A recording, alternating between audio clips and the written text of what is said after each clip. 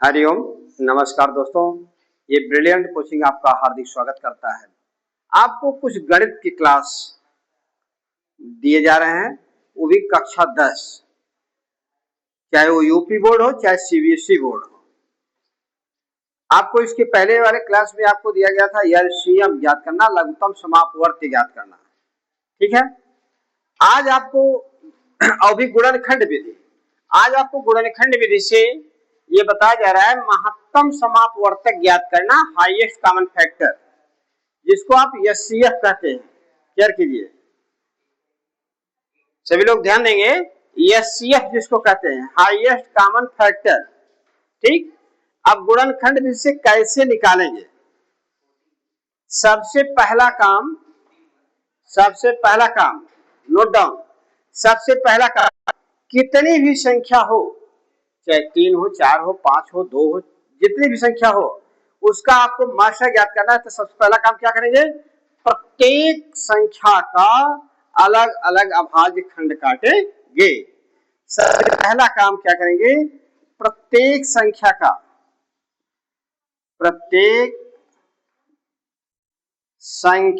का अलग अलग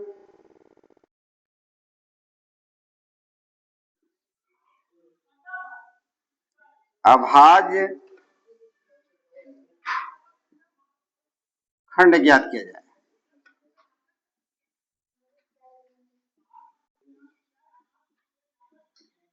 जैसा कि आपको लहसा में बताया गया था, अभाज्य खंड। ठीक है, ये प्रियांश बताएं, अभाज्य संख्या किसे कहते हैं? अभाज्य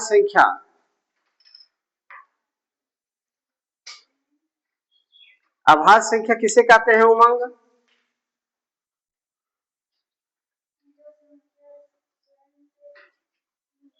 वेरी गुड। जो संख्या एक और स्वयं से विभाजित हो, जो संख्या एक और स्वयं से विभाजित हो, बाकी कोई उसे काटने वाली संख्या ना हो, उसी को हम कौन संख्या कहते हैं? अभाज्य संख्या। Prime number, which number is only divided by one or itself, जो संख्या केवल एक और स्वयं से विभाजित होती है, उसी को हम बोलते हैं प्राइम फैक्टर, अभाज्य संख्या। प्राइम नंबर, अभाज्य संख्या। तो प्रियांश समझ में आया? इसी को हमने आपको बताया था आपकी भाषा में कि इसको आप गुंडा संख्या भी कह सकते हैं, कि जिसे काटने वाला केवल एक है या तो स्वयं है, बाकी वो किसी से कटने वाली संख्या नहीं है। वो कटेगी एक से और या तो स्वयं से। इतना बताने के बाद भी दिमाग में नहीं बैठ रहा है कि अभाज्य संख्या किसे कहते हैं? जैसे इतिहास में आप चंद्रशेखर आजाद का ले लीजिए, उनका भी उद्देश्य था मुझे मारेंगे तो केवल भगवान मारेंगे या तो मैं स्वयं मरूंगा। जिस समय आल्फ्रेड पार्क में, प्रयागराज आल्फ्रेड पार्क में दुश्मनों द्वारा घेराबंदी कर लिया गया, फिर भी अपने पिस्टल से दुश्मनों को गिराते हुए जब उनको महसूस हुआ कि नहीं मेरा जो है बचना मुश्किल है, तब वो सोचे कि भाई दुश्मनों के हाथ क्यों मरे, लास्ट में पिस्टल लगा लिए, स्वयं शहीद हो गए।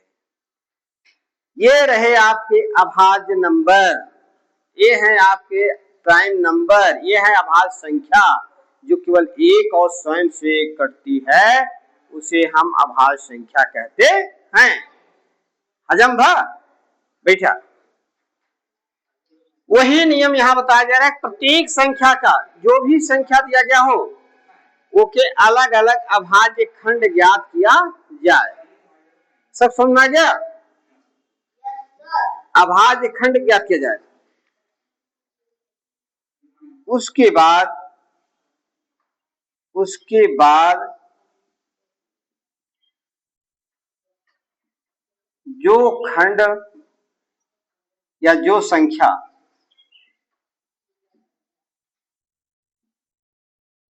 प्रत्येक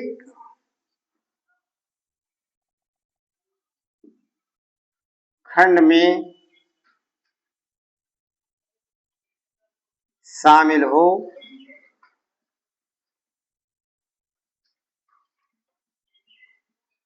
उसे लिखकर आपस में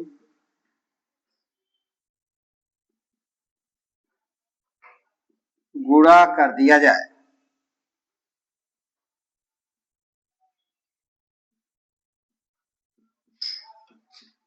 दिमाग में बैठाइए, कितनी भी संख्या है सबसे पहले उसका अभाज्य खंड काटिए अलग अलग। आपको गुणनखंड विषय बताया जा रहा है, भाग विषय जब बताया जाएगा तो उसका अलग नियम होता है, ठीक है। प्रत्येक संख्या का अलग अलग अभाज्य खंड, प्रत्येक संख्या का अलग अलग अभाज्य खंड काट लेंगे सब लोग, कोई दिक्कत नहीं होगी ना। जब अभाज्य खंड काट लेंगे तब ये देखेंगे कि कौन सी संख्या प्रत्येक खंड में शामिल है, कौन सी संख्या प्रत्येक खंड में शामिल है।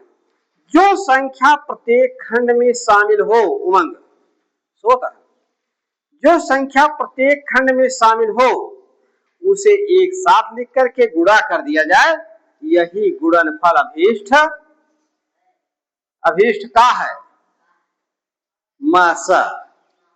अभीष्ट क्या है? हाँ, अभीष्ट यस्यप अभीष्ट मासा, अभीष्ट महत्तम समापवर्तक, यही गुणनफल, यही गुणनफल अभीष्ट मास।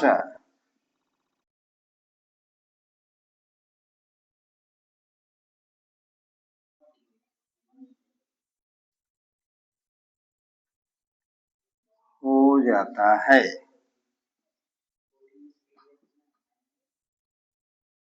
ठीक है,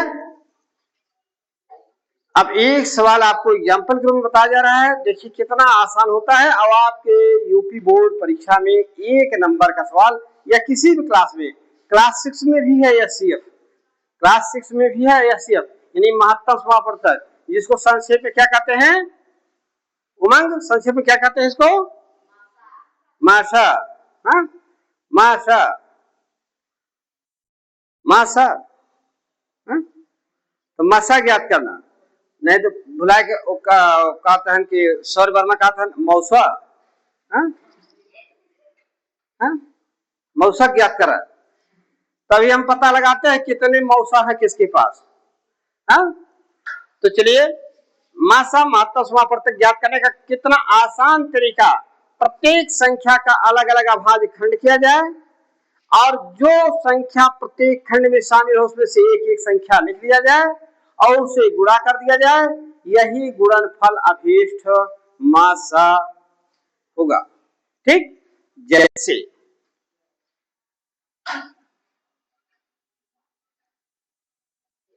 आज घर मत हो। हाँ, जैसे मान लीजिए आपको कहा जाए आसन 48, 56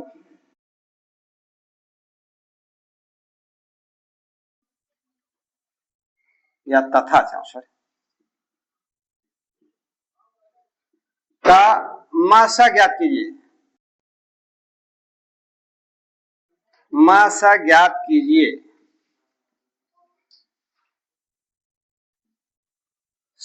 बहुत आसान तरीका, शुरू कर दीजिए, मैं नहीं करूंगा आप लोग कीजिए, शुरू कर दीजिए। 48 48 का अभाज्य खंड,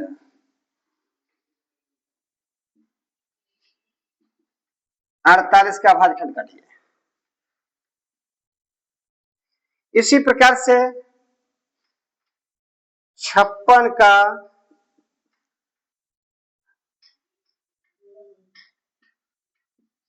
अभाज्य खंड,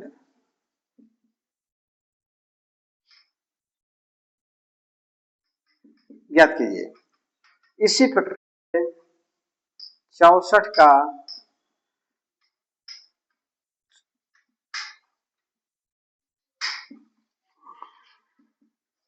अब आप लोग ज्ञात कीजिए, बैठिए उमंग, कहाँ खड़े उमंग, बैठिए, ज्ञात करा अभाज्य खंड, सभी लोग ज्ञात कीजिए, अभाज्य खंड सभी लोग ज्ञात कीजिए।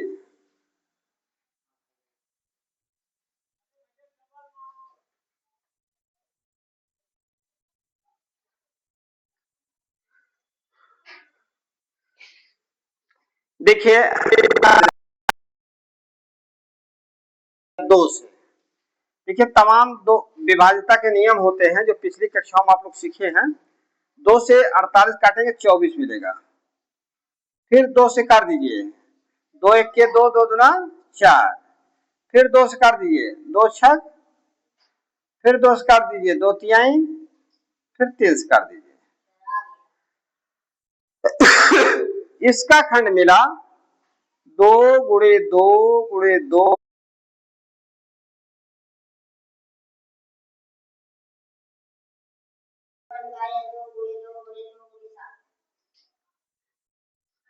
2 गुणे 2 गुणे 2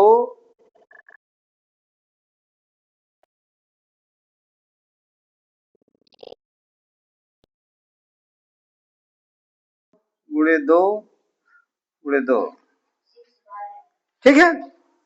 जब अभाज्य खंड काट लिए, वीडियो देखने वाले भी ध्यान देंगे, अगर आपको अभाज्य खंड काटना नहीं आता तो आप कमेंट में डालेंगे, बाकी मैं अभाज्य खंड कई बार बता रहा हूं।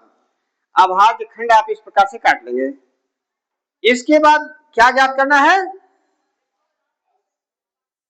हाँ, एचसीएफ मासा, हिंदी में बोलेंगे मासा 72% इंग्लिश में बोलेंगे हाईएस्ट कॉमन फैक्टर, जिसको आप बोलते हैं एचसीएफ। अब उसमें आपको नियम बताया गया कि जो संख्या प्रत्येक खंड में हो, जो संख्या प्रत्येक खंड में हो उसी में से एक एक लिखना है। ध्यान दिया प्रियांश, अभिष्ट मासा। अब देखिए 2 इसमें है, इसमें भी है, इसमें है 2, इसमें है और इसमें भी है, इसको लिख दीजिए। फिर इसमें है, फिर इसमें है, फिर इसमें। अब ऐसी कोई भी संख्या नहीं है जो प्रत्येक में शामिल हो। है कोई संख्या? अगर प्रियांश के समझ में आएगी, ध्यान सब समझ में आएगी।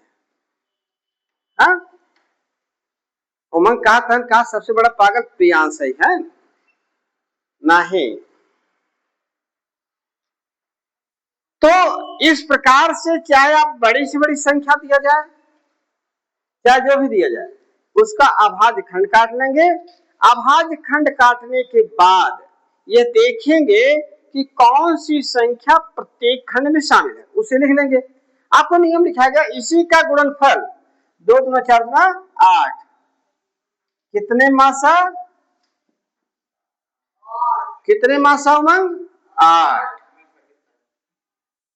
हाँ, 8 मौसा हो गए। अब आदित्य कह रहे हैं कि दैट इज इम्पॉसिबल, 8 मौसा मेरे पास नहीं है। हम ननिहाल चलेंगे, इनके 8 मौसा हम गिनवा देंगे।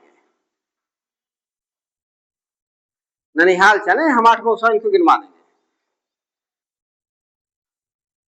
ठीक है। क्या खाते?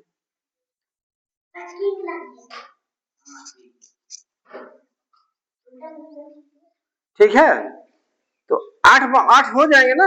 अरे अगल बगल देखो तो ढेर मौसी मिली है। तो इस प्रकार से मैं समझ रहा हूं सभी लोगों को समझ में आ गया। एक बार बोलिए, सबको समझ में आ गया? ना समझ में आया हो फिर से पूछिएगा। अगर आपको ये आ गया 48 56, तो आपको अगर ऐसे ही 156 और 410 का मासक आ जाए, आप आसानी से ज्ञात कर सकते हैं। 1 मिनट रुकिए, 1 मिनट। अगर आपको 1244 और इसके बाद 1372 का मासक आ जाए, इसी प्रकार से ज्ञात किया जाएगा। क्या कहने का मतलब, चाहे बड़ी से बड़ी संख्या हो चाहे छोटी से छोटी संख्या हो, सबसे पहला काम काटिए अभाज्य खंड, और जो प्रत्येक खंड में शामिल हो उसे लिख करके आपस में गुणा कर दीजिए। यही आपका हुआ मासा, यही आपका हुआ मासा। देखिए, समझिए, और नहीं समझ में आता कमेंट कीजिए, आलस्य मत कीजिए, लाइक और सब्सक्राइब कीजिए। धन्यवाद।